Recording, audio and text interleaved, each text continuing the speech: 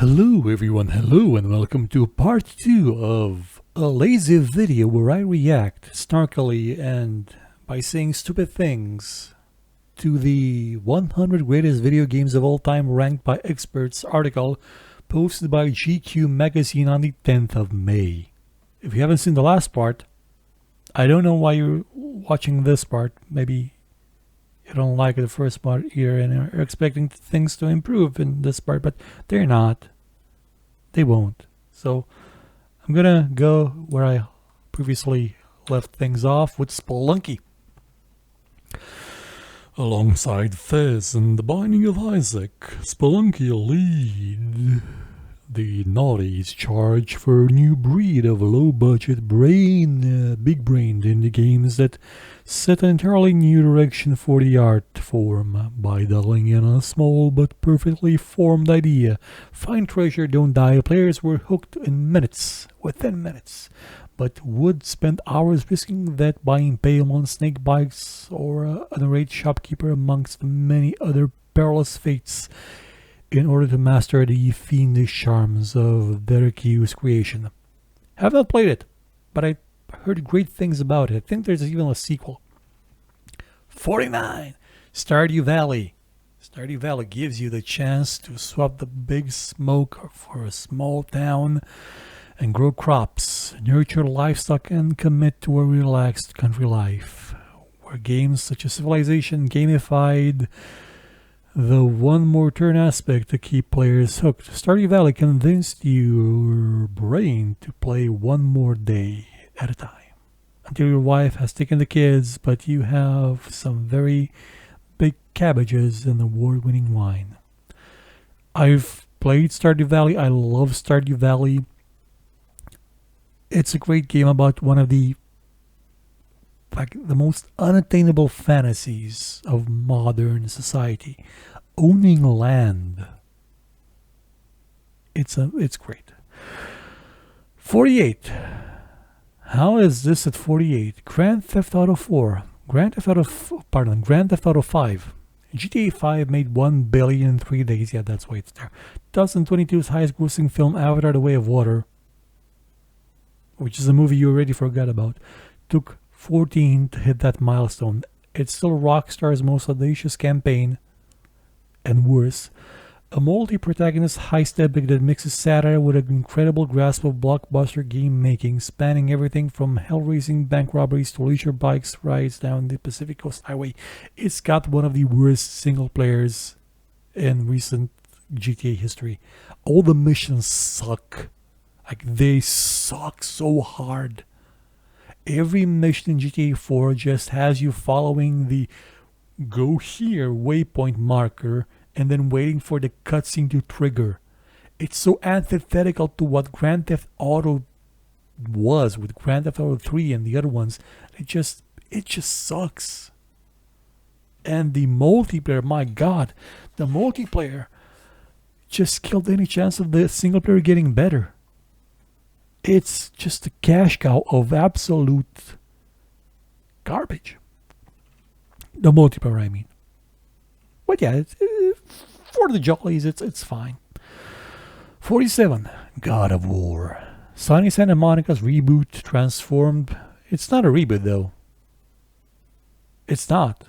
God of War from a gratuitous gore fest to a thoughtful meditation on parenthood. I think the third one also did that, alongside Bloodborne and The Last of Us 2, and it helped Sony further define its PlayStation 4 as the home for the exclusive single-player games of imperious quality. It's not a reboot. It's a sequel. I mean, he goes and gets the chains at one point. Yeah, forget it. Haven't played it. Haven't really touched the series. I don't really care about it. Destiny, really, goddamn Destiny. You're putting Destiny at 46. Who the hell played this? For many people, Destiny is their only game, which means they'll refuse to care about 99% of other games on this list. Really, goddamn Destiny. Jesus Christ, this world is doomed. 45. Halo 3. Halo 3 saw Xbox push gaming to the mainstream further than perhaps it has been before, including trailers directed by Neil Blomkamp, the Top Gun Maverick Gun Maverick director Joseph Kosinski and 10,000 midnight launch openings. It was the biggest gaming moment of 2007 and remains one of the best single-player campaigns ever made. So, I was there for the hype. I mean, I was working in the press for the hype. This was the year when I started working in the video games press thing. And this was everywhere. Like, Halo 3 had so much marketing behind it that it basically became a new religion. It was everywhere. It was so incredibly marketed that it just defied everything else. It actually made me excited to go play Halo 1, and I found it really nice up until the point where they revealed that the secret of Halo was another goddamn parasitic alien race. Wow, so original. My God, if it had been anything else, maybe Halo wouldn't have sucked. Number 44, The Elder Scrolls Morrowind. The weird one in the... Really? You think that's the weird one? I'm already talking with a Scottish accent that I learned from Ultima Underworld. The weird one in the Elder Scrolls repertoire. Morrowind marked the first time Bethesda Game Studios ported one of its gargantuan RPGs to console. A terrible mistake. It made all the other ones suck.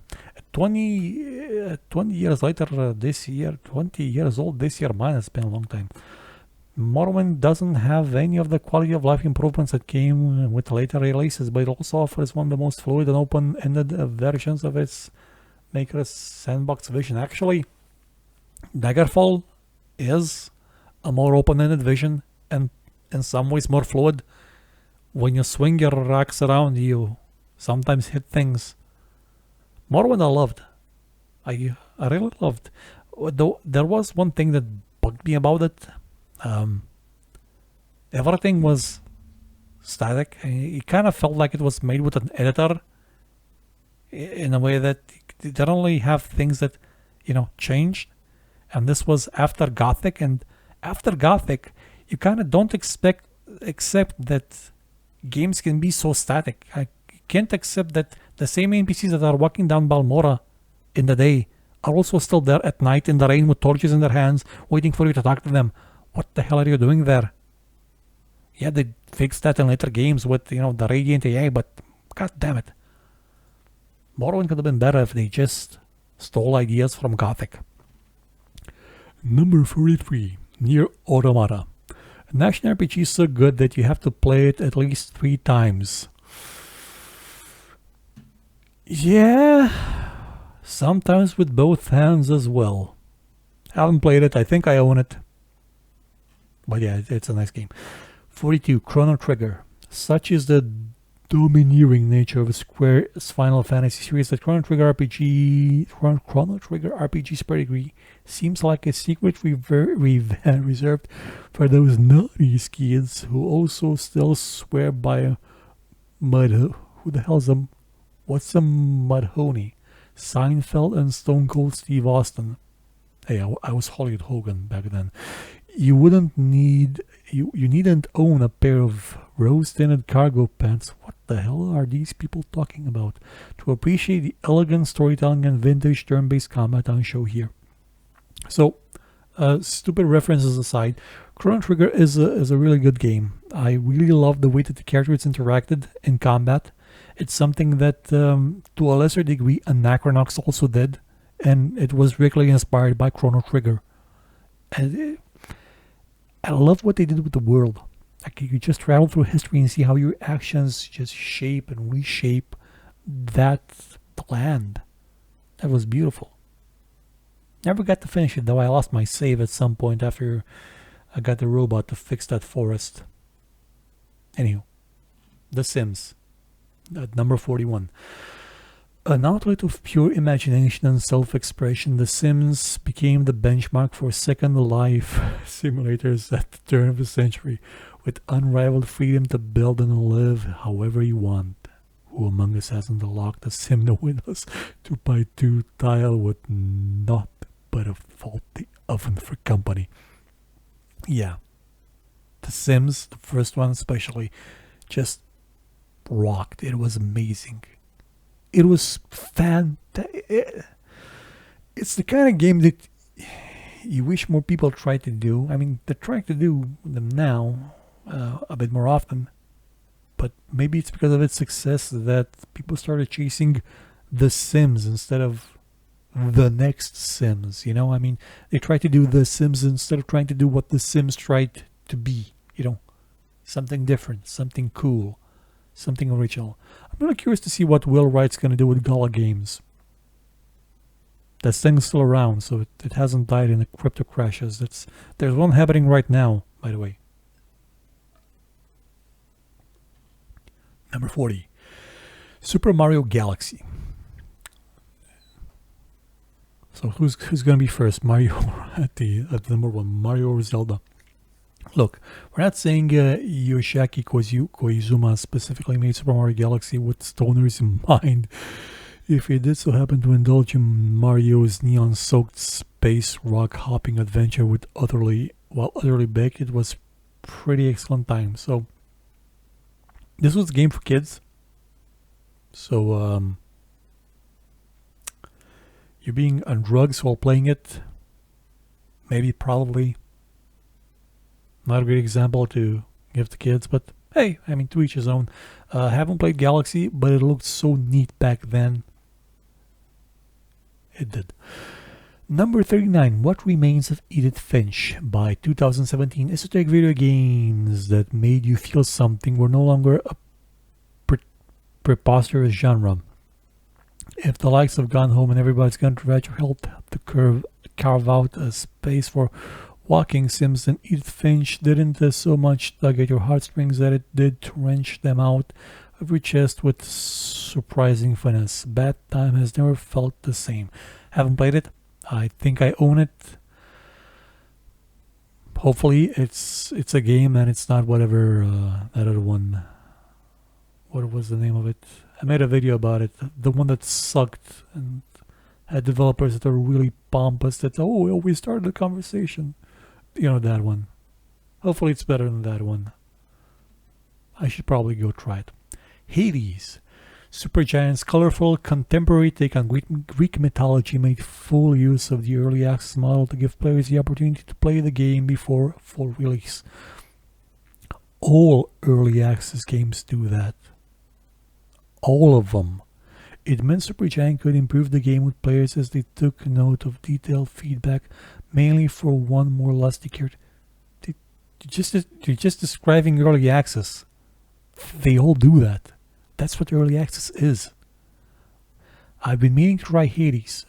Actually, I've been meaning to try Supergiant's previous game, that sports game that I forget what it's called, something League, Pyro, Fire, something. Anyway, I love Supergiant's games.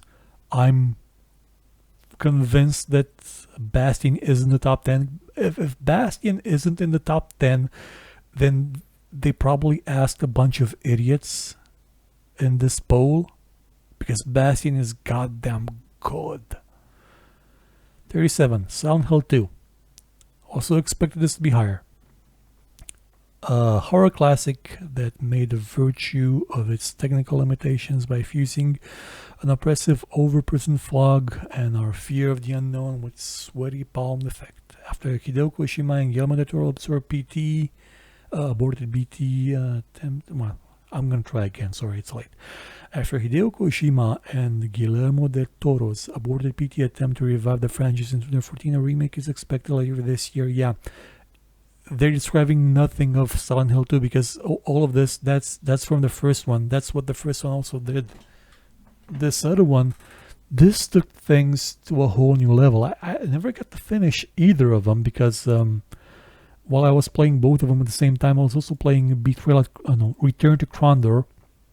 And at some point I said, I'm going to uninstall Return to Krondor and install Silent Hill 3 as well.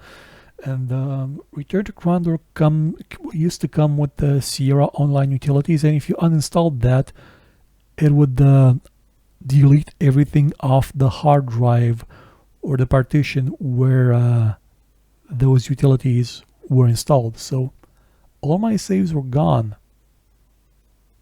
Yes, I did have the PC version of Silent Hill 1. Yes, there is one. No, it's not illegal. Or maybe it is now, I don't know. Number 36. They're going to mention the Wizard, aren't they?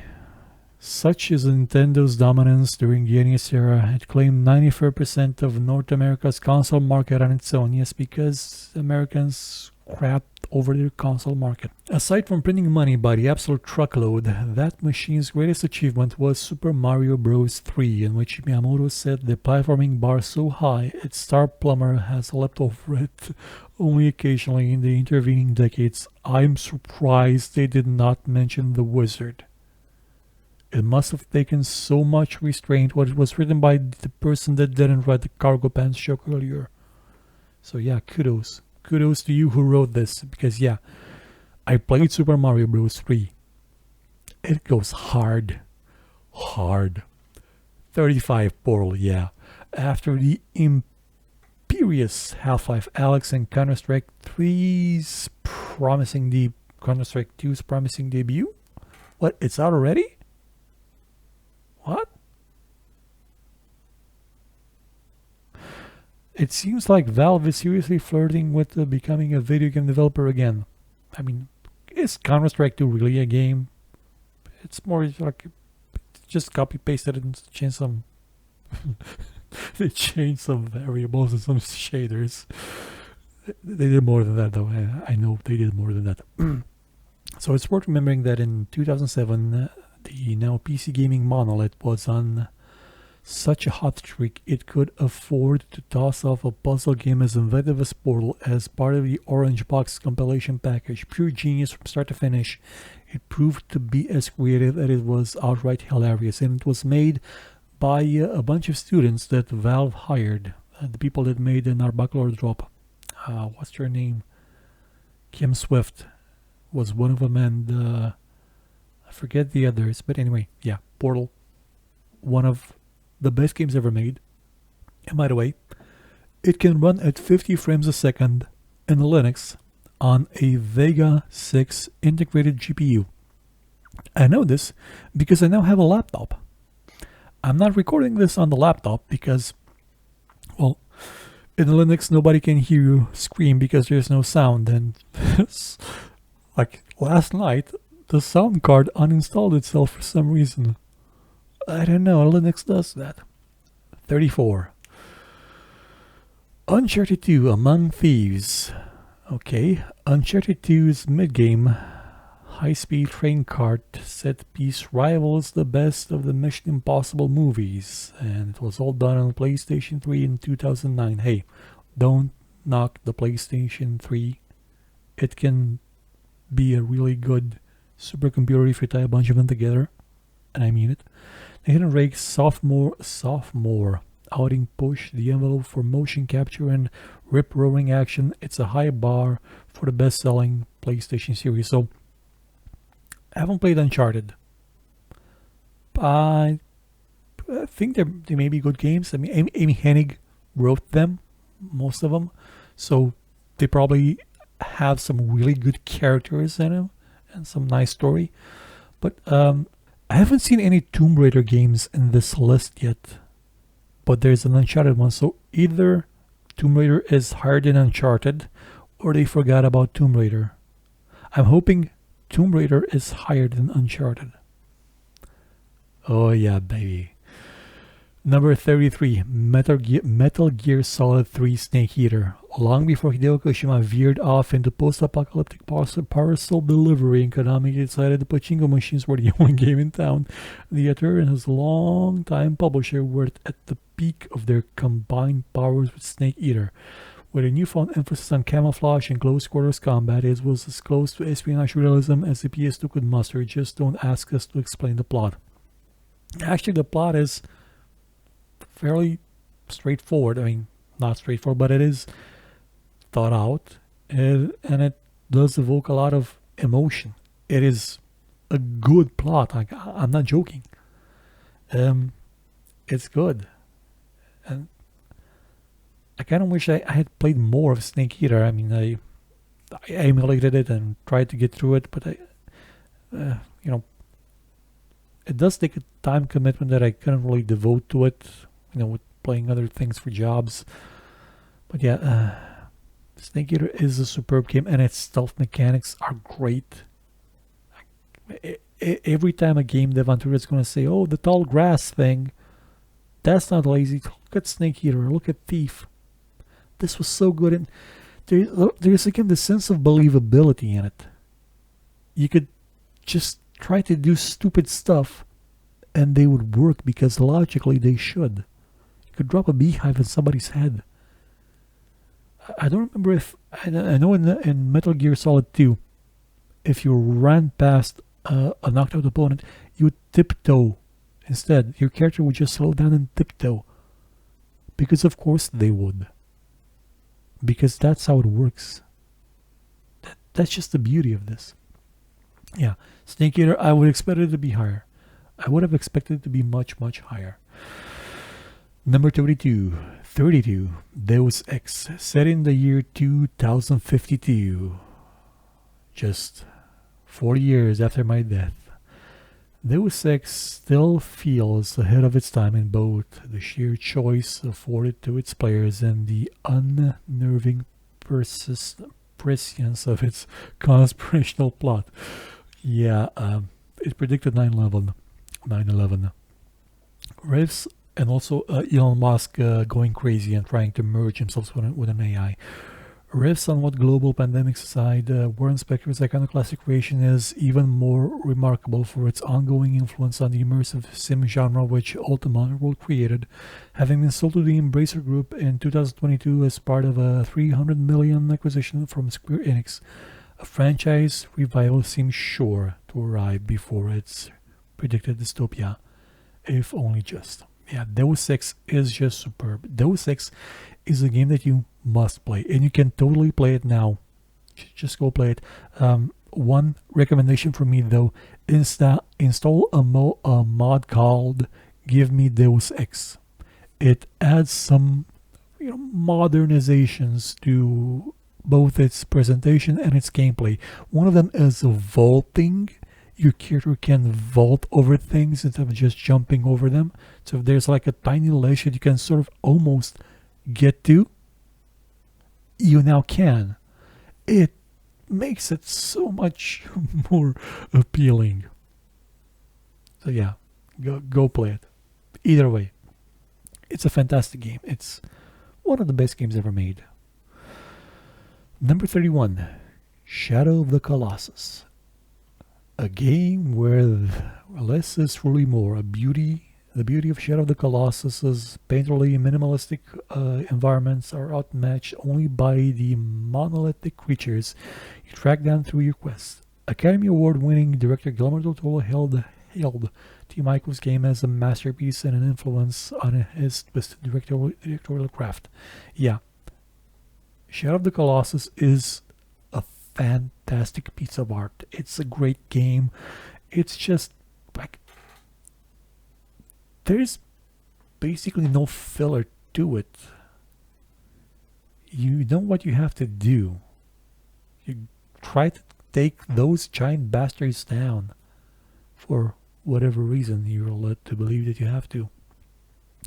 I tried emulating it a couple of times and couldn't do it. I didn't succeed. I should probably try it again. Probably succeed this time, maybe. The last time I got as far as the first giant before I fell through the world and died. Number 30, Outer Wilds. Outer Wilds offers you an entire solar system to explore and unpick. Its worlds are incredible, self-contained dioramas with idiosyncratic quirks, a black hole, a planet with an internal storm. I actually had a similar idea in my book. A comet that falls into a star, and one big problem: the sun goes supernova every 20 minutes, resetting the world. So begins an unforgettable space adventure. I've been meaning to play this for so long. One day I will. I think it's a great idea for a game. Okay, it sort of plays on the Majora's Mask idea, which kind of surprising they haven't mentioned Zelda here. Like, this is basically where they should have mentioned it, and this is where they don't. They mentioned it in the description of Ultima Underworld, which they represented by a cropped screenshot from Ultima Underworld 2. Goddamn hacks. Number 29. Journey. The most beautiful sand you'll ever see in a video game, and a sensory experience unlike any other. The less said about Journey, the better. Just put a couple of hours of your day aside and play it. Now, I wouldn't say it's the best sand. I mean, there's the Sands of Time. Those were some good sands. Haven't played Journey. I think it's a really neat idea. I mean, a co-op game where the other guy can't talk, can't shout racist things at you. Just a fun exploration game. Really pretty. 28. The Last of Us Part 2. The most contentious sequel in gaming and video game history. Really? Really? Maybe in recent gaming history, because there's been some sequels that have been really contentious. Naughty Dog's The Godfather Part 2 homage played with perspective and experience to deliver its most complex, naughty game to date. Despite devastating plot leaks and huge player backlash, the game won 7 of 11 nominations at the 2020 Game Awards, the most in the show's history. The 2020 Game Awards, or actually the Game Awards itself, is a meaningless event. It has no value. It has less value than the Oscars. At least the Oscars exist to control movies. The Game Awards exist to market games from some publishers. Haven't played it. I have really no interest. I saw that the first one was kind of a pop-a-mole game. I mean, it's somebody shows up from behind cover, you shoot them, yay. And this also has the cover system where you hide in tall grass. Wow, innovation. Also, they made killing look extremely fun in the game and then punish you for doing it. Spec Ops: The Line at least made it boring. And it made it part of the point. But here they just... It's a bit made by psychos. Okay, number 27, Street Fighter 2. Yes, the seminal fighting game. Street Fighter 2 revolutionized arcade joystick controls to give you never-before-seen levels of responsiveness. The fact it survived the port to the NES, not easy feat when mapping controls to the gamepad, cemented its still venerable legacy. Yeah, Street Fighter 2 is a pillar of gaming. It is an absolute mega monster of a game. Without it, oh boy, we would not have so many things. Also, fun fact, it was ported to the NES as well. Not legally, of course. The controls were not the hardest part of it. The fact that Ken and Ryu looked exactly the same and moveset was very limited was more of an issue. Oh, there's a Zelda. Number 26. Legend of Zelda: A Link to the Past. On the plus side, A Link to the Past is so good that its mix of fiendish dungeons, oddball inhabitants, and a world map brimming with secrets set the Zelda template 2 decades straight. On the other hand, it's singularly responsible for the ever-tortuous dark mirror world. Other, less talented developers have made us trawl through ever since. Yeah, I think that's a fair description of it. I've played a bit of it. I liked it. It's a good game. Unlike the next one, Pokemon Red and Blue. Charmander, Squirtle, and Bulbasaur. Will love them all equally, but Bulbasaur most of all. I played the first Pokemon game. I think this is the first one, right? It was boring as hell. Really boring. I even saw the cartoon. Just let me... I know the cartoon has been going on for 30 goddamn years, but listen to me. Digimon did more in one season with characters and storytelling than Pokemon did in 20 goddamn years. You all owe Digimon some goddamn respect. Number 24. Minecraft. Minecraft has sold almost 240 million copies. More than any other game in history. Its lasting impact on player-driven creativity can be seen in every building mode from Fortnite to Fallout. Now, I don't think it's the most sold game in history. Tetris is. The pirated versions of Tetris, the block games, those are still being sold in stores today. That has sold billions. I don't think I'm exaggerating when I say billions. But yeah, Minecraft, absolute cornerstone of modern gaming. Just taking the idea of, oh yeah, you're building stuff, woohoo. But what if you have limited resources, and what if there's a zombie, and what happens at night? Can you survive the first night? Can you? It's so alluring. So goddamn good. I mean, until Microsoft added capes and stupid stuff to it. Anyhow. Number 23, Bioshock. Absolutely yes. A game about the power of games. Bioshock submerged players in rapture, an Art Deco metropolis at the bottom of the sea, mixing first-person shooting with choice-driven gameplay.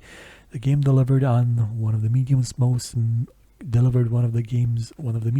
memorable villains, Andrew Ryan, an all-time third wall-breaking twist.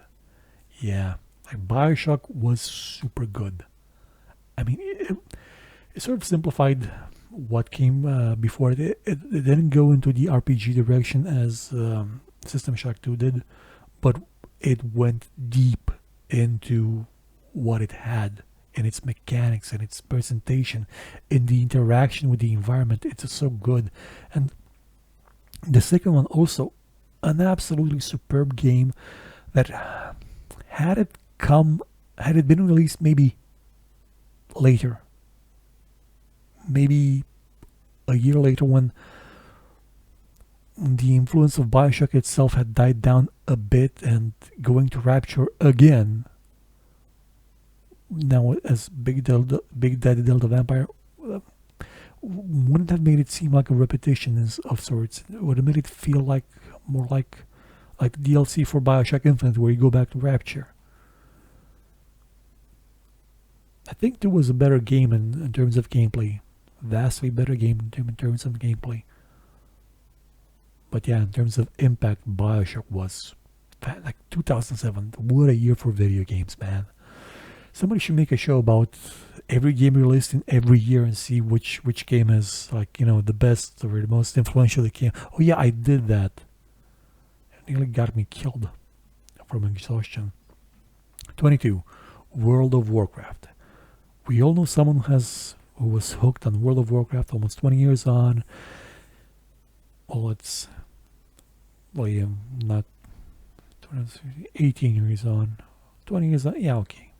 It's still the most played MMO ever. We've moved on, though, promised. Okay, I was expecting to see more of a description of World of Warcraft, because I don't think I understand how big an event this was. It wasn't GTA 3 big, but it was still ever engrossing.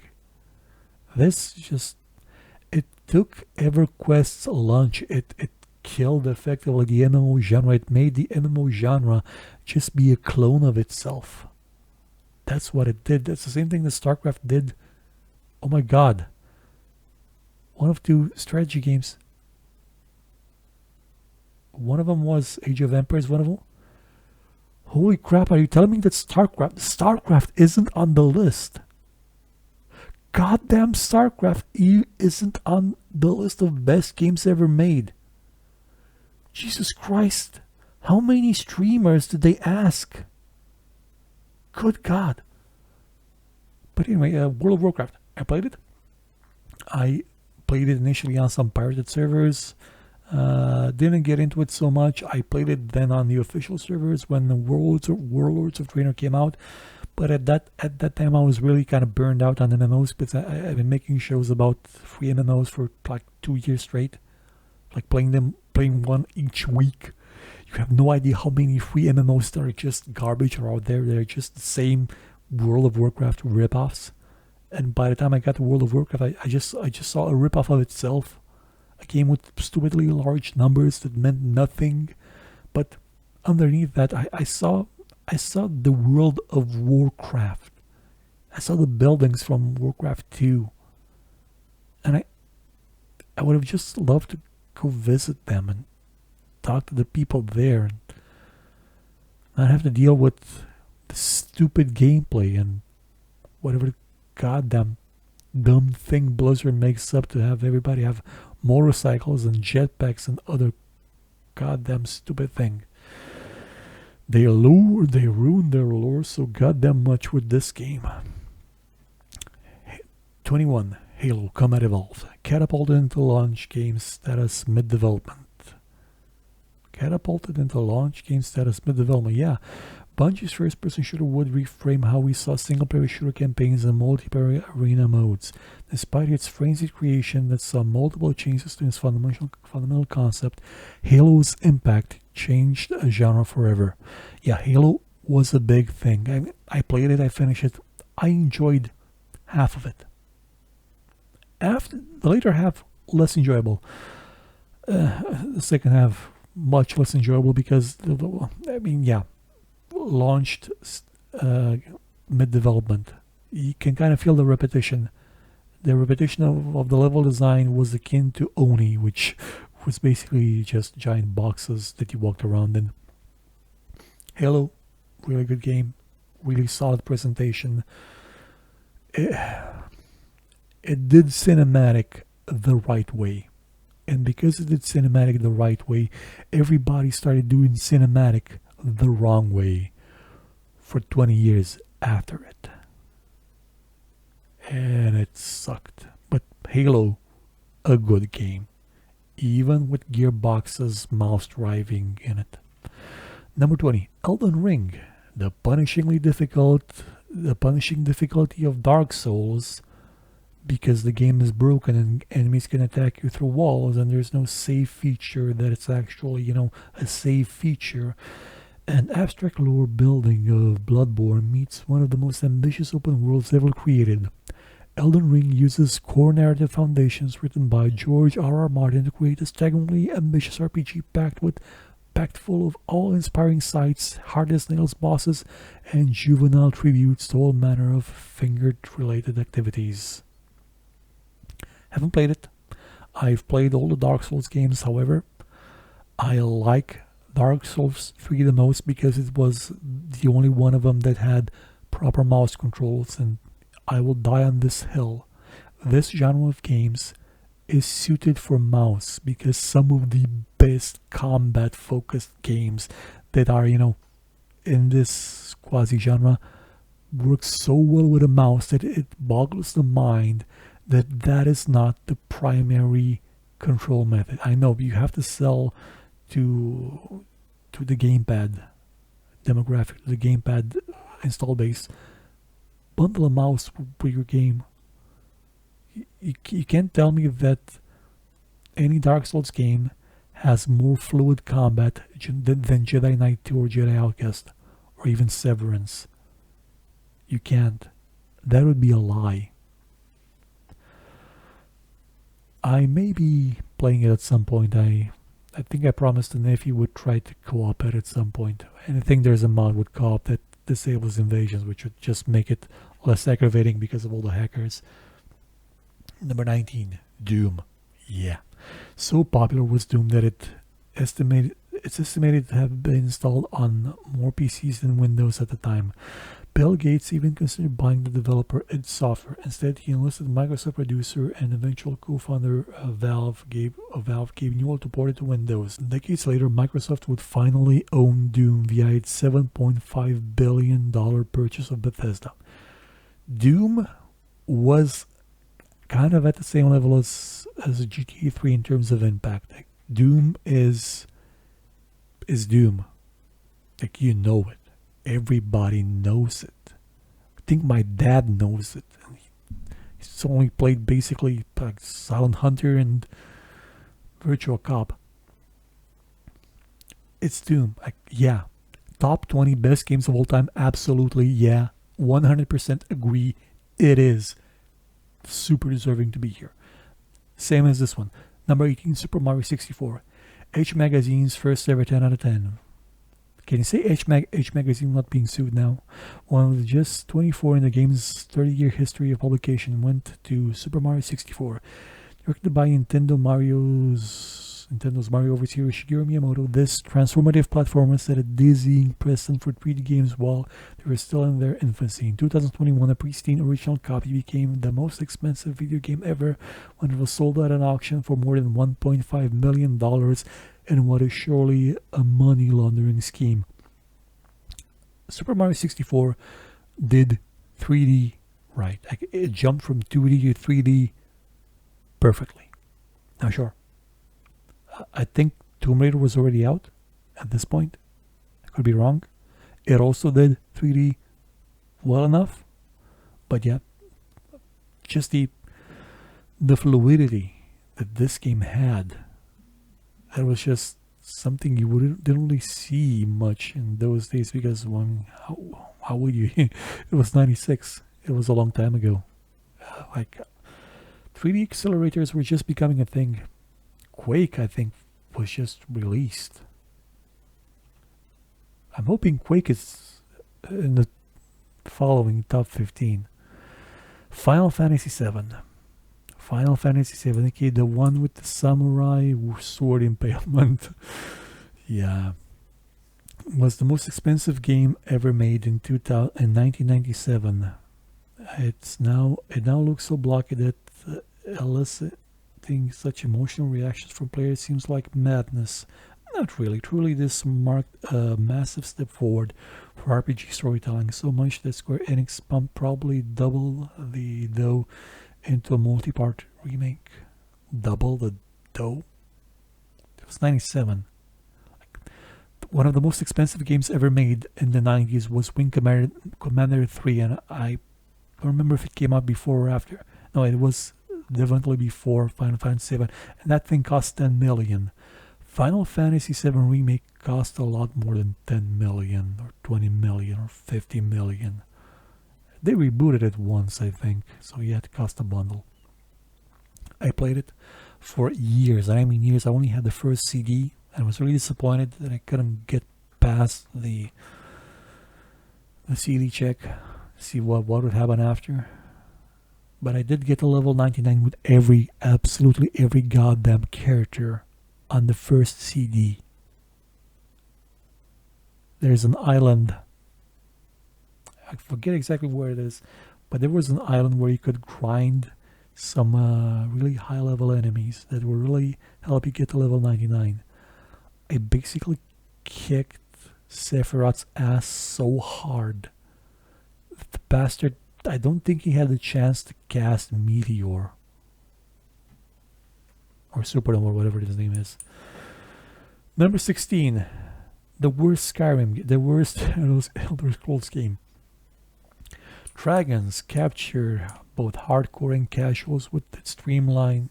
Skyrim captures both hardcore and casual with the streamlined role-playing design, meaning less. It does fewer things with the depth of a puddle.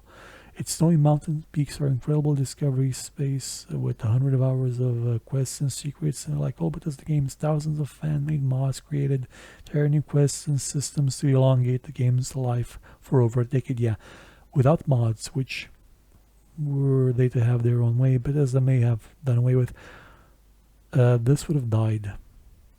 Skyrim is just so goddamn shallow. It just, yeah, how should I put this? It looks beautiful, but it's a game where you can become the head of the Mages Guild without knowing a single goddamn spell. It's nepotism, the game, basically. It's corruption, the game.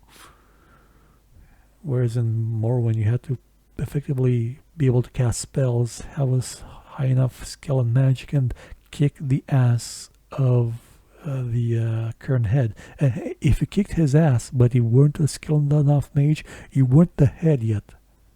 You were just, the temporary something or other, but you weren't the head of the guild yet. Skyrim, who cares? Number 15, Red Dead Redemption 2. Oh, how lucky, recent game in top 15. Perhaps the greatest flex in video game history. Rockstar outdid its own benchmark for cinematic storytelling and attention to detail with Red Dead 2, a somber story about a man running out of time, in which you can also hawk innocent victims to train tracks and marvel at the lovingly rendered horse testicles. Video games say, yeah, cinematic, where most of the game is you walking to a place while somebody else talks to you. That's what people understand by cinematic. I've avoided this game because I've seen what it is. It's an evolution of GTA 5 single player. It's got a nice story if it were like an HBO miniseries, but it's a terrible way to make a game, to tell a story in a game, to do dialogue in a game. It just sucks. And the world is kind of, well, it's the rigid things happen only when you trigger them crap like you get in most modern cinematic games. Okay. Number 14. Super Mario World. There is a whole bunch of reasons for Super Mario World's iconic status. The fact that it is launched alongside the Nintendo SNES console, its joyous abundance of platforming trickery, and an effervescent soundtrack that absolutely slaps. It's my accent. Really, we reckon it's all down to the debut of a charming green dinosaur called Yoshi. Yeah, this game just looks amazing. Even back in the day in 90s Romania, well, not 1990, it was more like 1995 or 97. We used to see ads in magazines for this.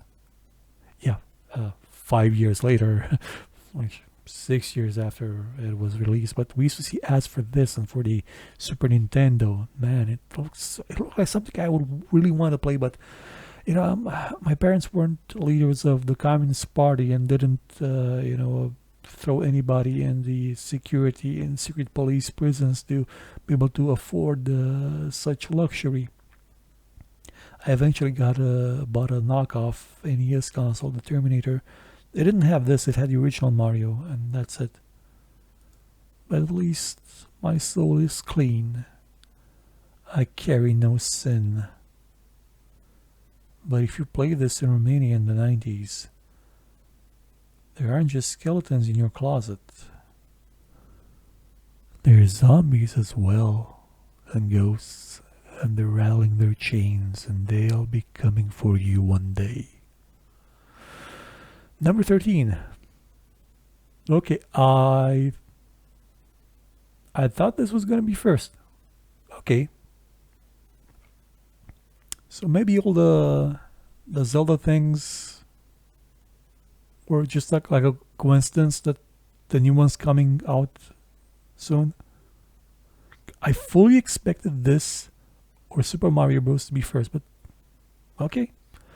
Good on you, GQ Magazine. I went into this with a preconception because I saw what was written about Ultima Underworld, and yeah, having this not even in the top 10, that takes balls. Okay, you got me interested. My voice is almost dead. It's very late, but yeah, I'm interested. Let's go. The Legend of Zelda: Ocarina of Time.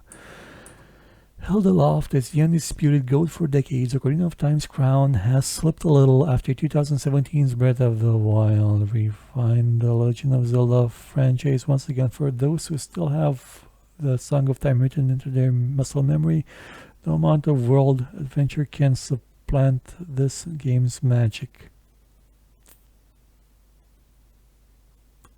Breath of the Wild refined. It's gonna be first, isn't it? This entire thing's a goddamn ad for Zelda. Goddamn bastards. It just praised you. You're gonna backstab me, then it's gonna be Zelda. Number 12, Disco Elysium. I played Ocarina of Time a bit. Loved, like, technologically. It was just amazing. All this stuff fit on a single 64 megabyte cartridge. That just blew my mind. That they could achieve that, something that looked this good. Okay, maybe to you it doesn't look good, but to fit this in 64 megabytes, that that's artwork, that's dedication, that is mastery. Ocarina of Time is mastery of game development. 12. Disco Elysium. A game where your inner psyche narrates its way through one almighty hangover murder mystery. Disco Elysium's non-traditional role-playing mechanics put conversation as the primary interactive element. Just make sure your detective's moral doesn't drop too low that they literally lose the will to live. I bought it 3 years ago. I'm hoping to have time to play it soon. Sounds amazing. I wonder what those cookie devs that made it are going to do next. Because the joke here being that the studio imploded because they got bought out by people who actively hate you and everybody. And they're probably going to turn Disco Elysium 2 or something into a fascist wet dream or something. Okay, number 11, Resident Evil 4. Yeah, I would expect to see this under Silent Hill, but okay. Resident Evil 4's grasp of pace, tension, and aiming being done with the mouse and with the keyboard on the PC because the Capcom couldn't be bothered, and campaign variety is still near flawless as its thirst for truly revolting insectoids. Legendary director Shinji Mikami, the team at Capcom, popularized the over-the-shoulder view seen in the games after From The Last of Us to Grand Theft Auto. The critical reception of a 2023 remake shows its impact has not waned a jot. The thing I was referring to is that the PC version of Resident Evil 4, which was released around 2007, 2008, or around that time, didn't have mouse controls. You couldn't aim with the mouse. It was that dumb. As for the game itself, I haven't played it. I think maybe its influence with the over-the-shoulder camera shooter thing, maybe not one of the greatest legacies ever, but the game itself sounds like it was absolutely fantastic. And the remake is fine, I guess. Okay, we're in the 10s. Top 10. Number 10 is Half-Life 2, yes. Oh, there's Gordon Fruman. I'll explain him in a second. Many of the games on this list arguably would arguably not exist without Half-Life 2, a game that's demonstrated what is possible to do with 3D spaces. Playing with physics models to create engaging puzzles and levels, it remains immensely playable to this very end. Now, how about a sequel, Valve? You could kind of say the same about Ultima Underworld. What it did with 3D spaces and physics and puzzles, and a lot of games not existing today without it. But you didn't say that, did you? But yeah, Half-Life 2, superb. And the character model you're seeing, Citizen Number 7, I believe is the model, was used by Christopher Livingston, who is now writing for PC Gamer, to create a webcomic in Gmod, back when webcomics in Gmod were a thing. I even made one myself at one point. He created a comic called Concerned: The Half-Life and Death of Gordon Fruman. It is one of the best pieces of comedy on the internet that you can find. I suggest you go look it up. It's still archived somewhere. It's a superb thing. Just go read it. It's fantastic. And Half-Life 2 is a fantastic game as well. Number 9, Dark Souls. Or as we call it, the Severance Blade of Darkness ripoff with no save game feature. Venture deep into Dark Souls' dank subterranean area called Blighttown and the acrid swamp around you. By the way, there was no poison swamp in Severance. Becomes the enemy, slowly poisoning you. In a sadistic game that asks you for all your patience and then your sanity, mere survival feels exhilarating. So would a quick save feature. Yeah, I've made my feelings known about Dark Souls. I don't think it's a secret. I like it, but It's hard to play it now as an adult with responsibilities, jobs, and not simply just want to be able to save and not have to kill all those guys again because an enemy one-shotted me from behind the wall because there's no clipping. There's no, barrier for their weapon to go through a wall and kill me in one shot. If your game's not fair, at least, add a goddamn save feature. Number 8 is Portal. Oh, yeah. Okay. I was kind of worried that they wouldn't mention Portal 2. Okay, let's see what they wrote about it. What did they write about it?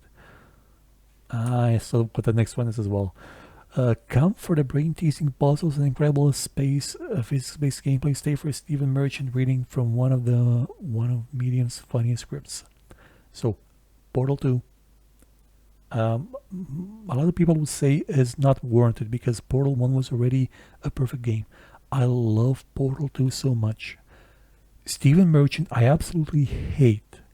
Like, maybe it's on purpose, but him being the villain just makes me want to kill him even more in game.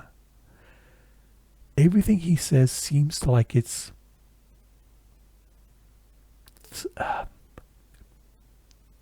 a diarrhea to the ear for some reason. I don't know how else to say it. It just seems like I hate him personally. And as a villain, yeah, he works so well. Would have also worked well if somebody else voiced him. Would have been less aggravating, but yep, I love Portal 2. Like, the Lemon speech is on my playlist of songs that I keep with me. It's not a song, it's just a speech about lemons. It's beautiful. This game is absolutely beautiful. Number 7, you already saw it. It was Metal Gear Solid 1998.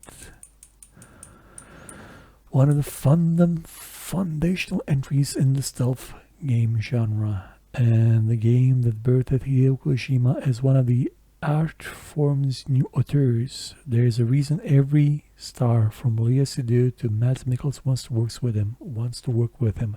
He's ingenious, inventive, and bonkers weird. Yeah, this game did cinematics, like a lot of cinematics, but it did them like nobody's business.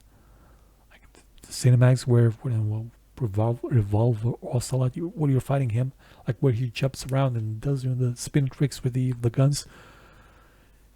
That's a cinematic, man. If you're at least gonna take control from me, do something bonkers good and mad like that. And he did it. And then he went crazy with the cinematics in Metal Gear Solid 4. Like there were more cinematics than gameplay in that game, I believe. Like 7 hours of cinematics or something. He's chilled out since then, but yeah, Metal Gear Solid. I haven't finished it. I've only finished Metal Gear Solid 2, if that makes any sense to you, because that was the only one that was officially released on PC. And they released it with inverted controls where in first person you would aim with the keyboard keys, and you'd move with the mouse. Well, you couldn't move in first person anyway. Anywho, Metal Gear Solid, yeah. 7th best game ever made. Completely agree. That's just magnificent. Oh, good fucking god, not this gobshite. Mass Effect 2's Final Quest, really. Aptly named this, really. Is one of the greatest. Oh god, you goddamn.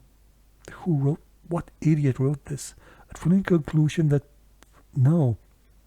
Also puts all your choices through. No. You didn't have any choices. To test your ability as a potential loose precious squad. No. There may never be a band of heroes that's level ever. No. Okay, more than, yeah. Mass Effect 2 is a pile of crap. Like that suicide mission that is literally lifted out of Anachronox. In Anachronox, you do the exact same thing. What you did it like. It doesn't even say the year, 2010. You did it 10 years before. You split the party up in two, and one of your characters, the robot, goes through the ducts and hacks things. Only in Anachronox, you actually got to play as the robot, whereas in Mass Effect 2, you didn't play as either of the other parties, just the main party because it sucked. And choices? The game didn't give you any choices. It gave you fail states. A choice is something that gives you options that are not easily weighed against each other.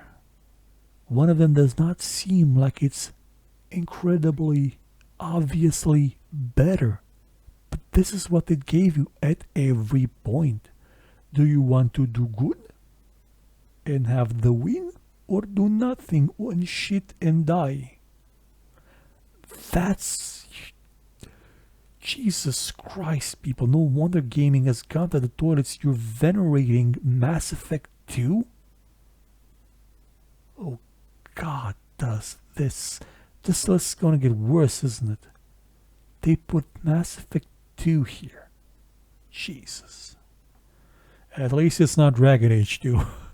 Oh, that was so wonderful. No, we're not keep copy pasting content. We're just giving more usage to the existing areas. Let's move on to number 5, The Witcher 3. Okay, yeah, I guess. I mean, it's popular enough, and it wasn't that bad. I think I saw the next one. I haven't seen any Tomb Raider games yet. Our recent replay of The Witcher 3 took 130 hours. Every second of it was packed with rich characters, phenomenal storytelling, and some of the best quests in RPG history. As such, we're solely tempted to reacquaint ourselves with the Bloody Baron all over again. I played the entire series of Witcher games. I think the first one is my favorite, but the third one is definitely better than the second one. It's a beautiful game with a lot of emotion, but gameplay-wise, it gets in that super annoying area that Oblivion went to as well with its level scaling, where at some point you're gonna find 2 old people, like cannibals, living in a hut, and they will murder your ass even though you're like close to the end game. Like, you shouldn't be able to punch you without breaking their entire arm from the impact. And they can absolutely steamroll you. That's bad. But man, the expansions for this were amazing. The Hearts of Stone one, Jesus. With the Man of Glass, that was so magnificent.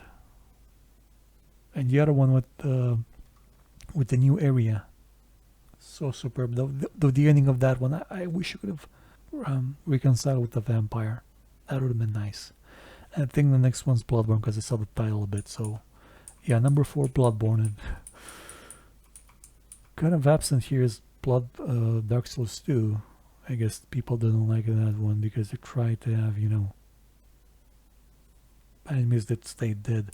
Bloodborne 2015. Bloodborne's intensely aggressive combat and near-on indecipherable web of crafting and lore cemented Dr. Hidetaki Miyazaki as one of the most influential developers of the decade. The game's originality, it's the only entry in our top 10 without a sequel or spin-off. Further cements its mystique. It's a Dark Souls game. It still functions on the same principles as Dark Souls. It's Elden Ring's in it. It's in the same continuity of game styles. It's more aggressive than Dark Souls and Elden Ring, but it's in the same style. Oh, okay.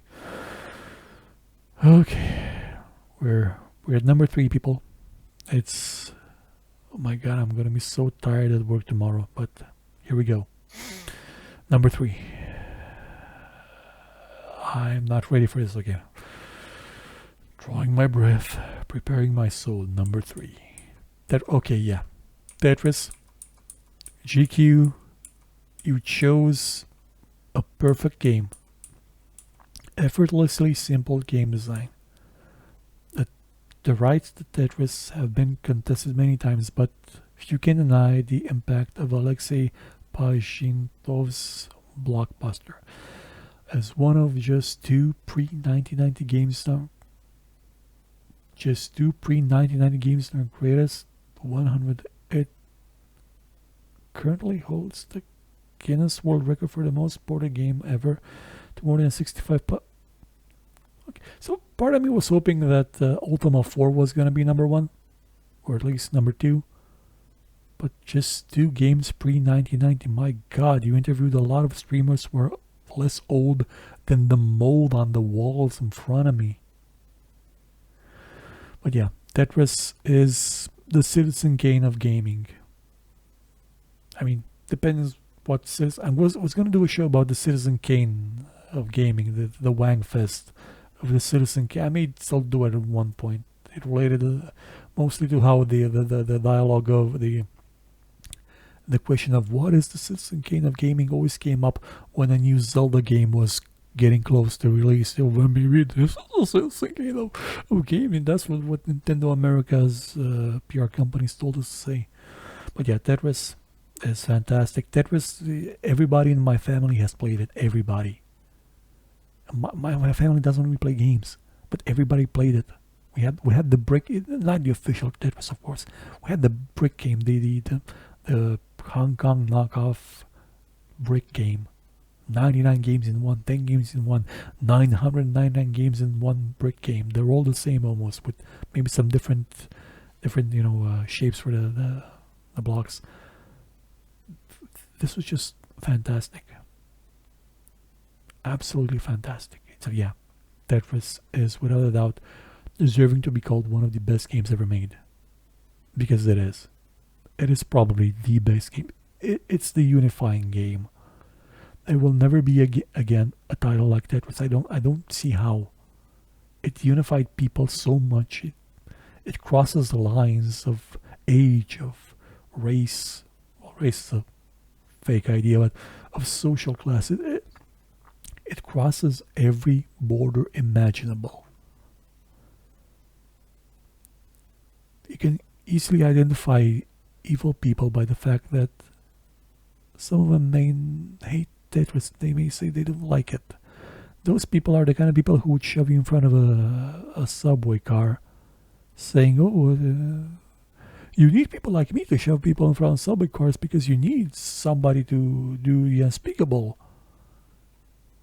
But we don't. We just need fewer of you people to run people over with subway cars. Anyway, getting ready for this. Number 2 is oh fuck you, The Last of Us number 2. A dad game for the ages. Naughty Dog's punt at Cormac McCarthy's inspired post-apocalyptic travelogue was one of the riskiest moves in PlayStation history. With 32 million copies sold in the franchise so far in the season 1 of critically acclaimed TV show already in the works, it's safe to say Neil Druckmann's and Bruce Starley's almighty gamble paid off. Fuck you. Last of Us, second best game ever made.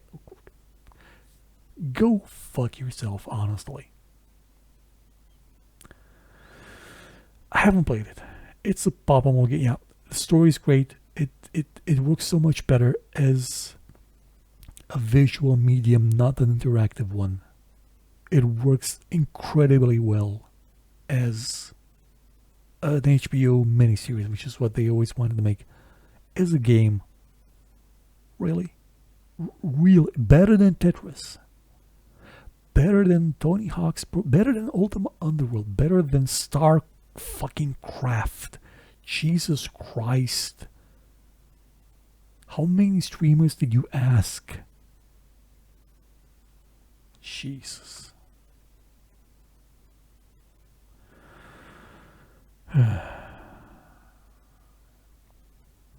Okay, haven't seen the last Zelda game here, so GQ, I'm still giving you the benefit of the doubt. Maybe the last one. Maybe the last one is System Shock. Maybe it's maybe a bit too hysterical. Maybe it's Maybe it's Crazy Taxi. I'll laugh my ass off if it's Sonic. What else could they be? Can't be a Zelda game. I don't want it to be the current Zelda game. I mean, the one before the one that's coming out now, because that just means that this is an ad, and I just wasted 2 hours of my life making an ad. What else could it be? Already had a Final Fantasy. Can't be Final Fantasy 8. No, already had those. My God, not even Warcraft 3 made it in the list. League of Legends, Dota. Jesus Christ, Counter-Strike isn't on this list, and Counter-Strike made multiplayer FPS what is Quake. Quake made 3D FPS games what they are. But The Last of Us is a number 2. And they ask streamers to have the attention span of a mayfly.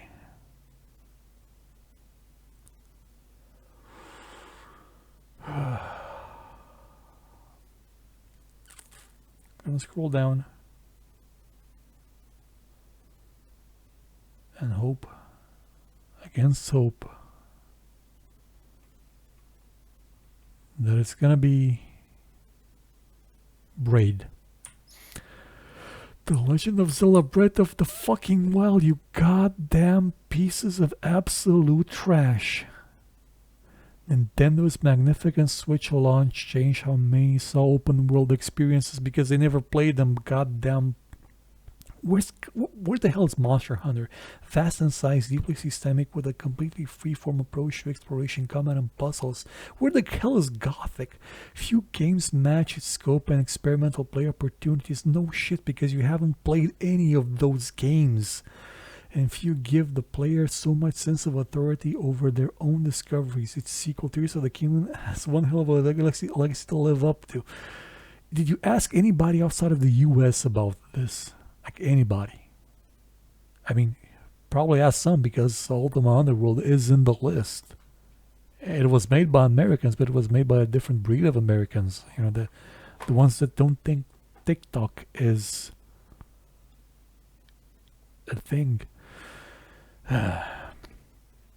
Meet the voters, and these are the people who voted for yes, people from IGN. Oh, yeah, I think I know who put Ultima Underworld there. I think I know who did it. Yeah, thank you, people from Arcane. And Thief as well. You probably put it as well. Valerian. So. No Ultima 7. No Ultima 4. Of course you asked him. More people from Arcane, Playground Games, Giant Bomb, Xbox, Electric Scene, I don't know what it is. GameSpot, of course, yes, people from GameSpot.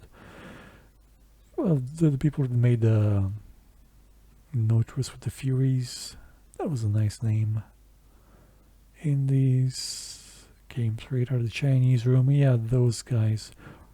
Sorry, Riot, your League of Legends game, which is the most played thing in the world, it doesn't make the list. Man, there wasn't a single Ubisoft game. Jesus Christ, Prince of Persia isn't in this. Prince of Persia, none of the Prince of Persia games are on the list. Jesus Christ, this is bad. Like this, apart from being an ad, this is a, what you call it, a litmus test. It's a cross section of who makes and who writes about games today.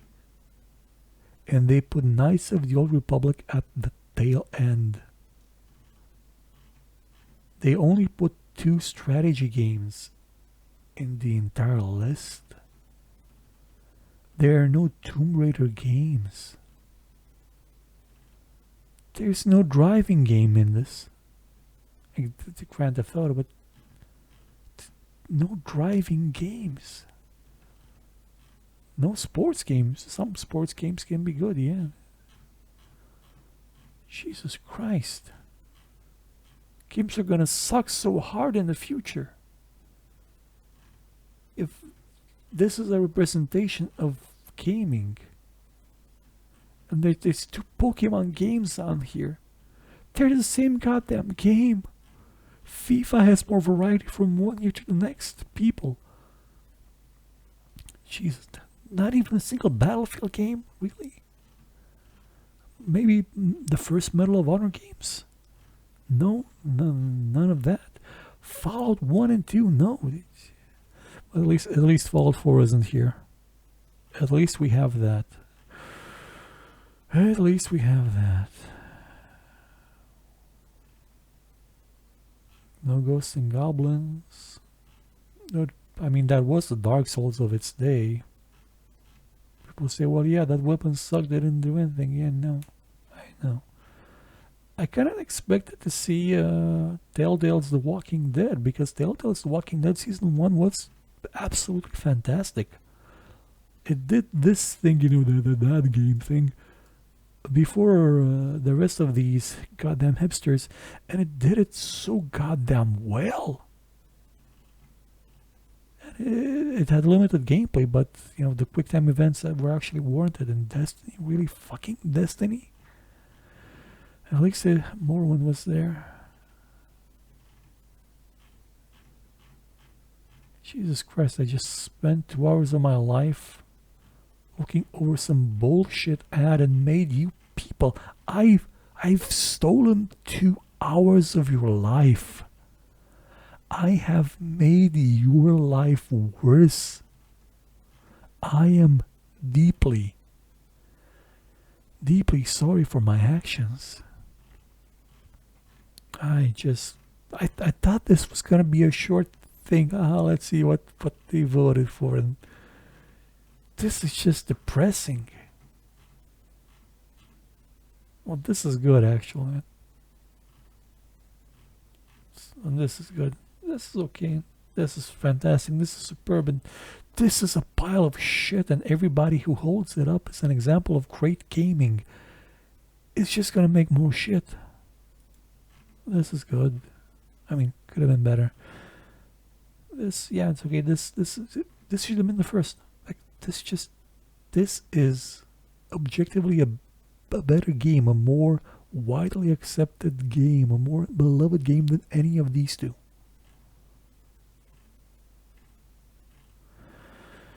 Oh boy. Well, this is it for my first React content type thing. More shows will follow. More shows will follow. I don't know. September? Maybe. Who knows? I keep saying that because I don't. Goodbye, everybody.